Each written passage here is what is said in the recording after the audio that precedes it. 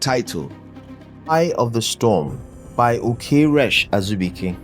Chapter 17: Salt, Blood, and Birthdays. The waves sang that morning, long, low, and mournful, like an old griot remembering things too heavy for the heart to carry.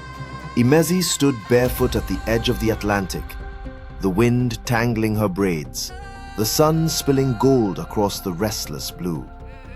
She closed her eyes, breathing in the salt, the scent of wet earth and distant rain.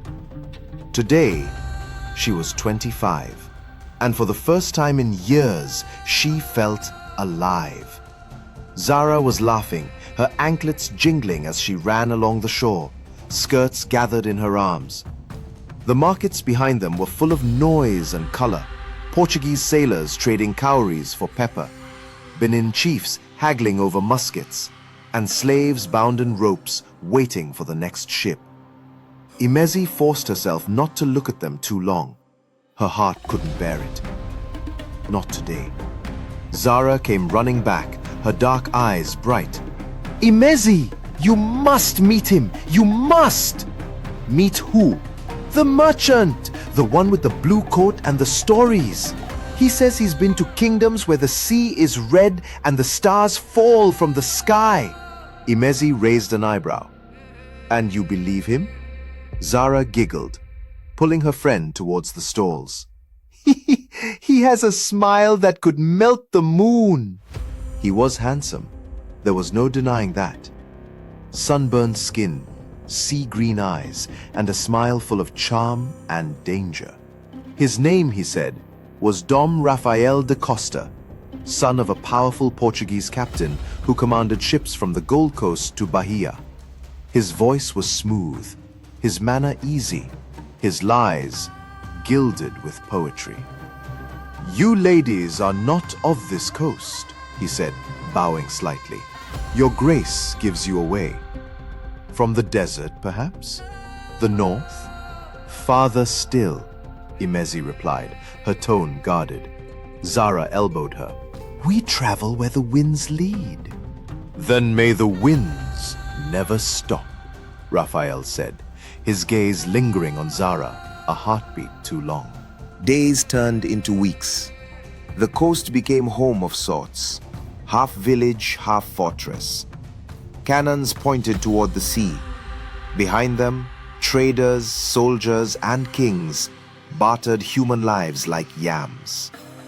Zara and Raphael were inseparable. They walked the beaches at dusk, shared tales by moonlight, and whispered promises in the language of young hearts. Imezi stayed distant, training with her staff and listening to the seas whispering. There were nights she could almost hear the mirror of Ua calling her name through the waves. One night, she found Zara sitting alone, fingers tracing her belly absently. "You're quiet," Imezi said softly. Zara smiled weakly. "He says he loves me. And do you love him?" Zara hesitated. "I think so. When I'm with him, I feel seen." Imezi's gaze softened, though her heart tightened. "Just promise me something." "What?" "Don't lose yourself in someone else's shadow." The next week, Raphael announced he would sail soon. "A voyage to the new world," he said. "Rich lands, endless possibilities. Come with me, meu amor. You'll live like a queen." Zara trembled. "I can't. My life is here, with Imezi." He laughed. "Then I'll take you both." But his eyes told another story. That night, Zara vanished. Imezi stormed the fort before dawn, her dagger strapped to her thigh. The guards laughed until they saw her eyes, those storm-born eyes. She found her in the lower decks of a Portuguese slave ship, shackled among weeping men and women. Zara's hair was matted with tears and salt, her face pale with fear. Imezi, she gasped. He said he loved me. I know. Imezi's voice was cold, steady. Let's get you out. From the upper deck came the sound of boots, then his voice, smooth, cruel, unrecognizable. So, said Dom Raphael, descending the steps, scimitar glinting in the lamplight. The storm girl comes to steal my prize. He grinned, eyes like shards of glass. Did she tell you? She's carrying my child, a gift from the gods. I'll make her the mother of my new empire. Imezi's blood froze. You defile everything you touch. He drew his blade, pointing it at her throat. And I'll feed you both to the sharks. The clash was thunder. Steel met steel in the narrow hold. Sparks flew, ropes snapped, firelight flickered. Raphael was a devil with his blade, dancing through the air with deadly grace. Imezi fought with the fury of the desert wind, every movement fluid, precise, desperate. Zara screamed as chains snapped and slaves scattered, some fleeing, others watching in awe. Raphael lunged, the curved blade slicing her arm. Imezi spun, parried, kicked, but he was faster. He slammed her into a beam, the air knocked from her lungs. You should have stayed in your stories, girl. Now the sea will remember your blood. He brought the blade down and stopped. For a heartbeat, confusion flickered in his eyes. Then he coughed, once, twice, blood spilling from his lips. A blade jutted through his chest from behind. He staggered, gasping.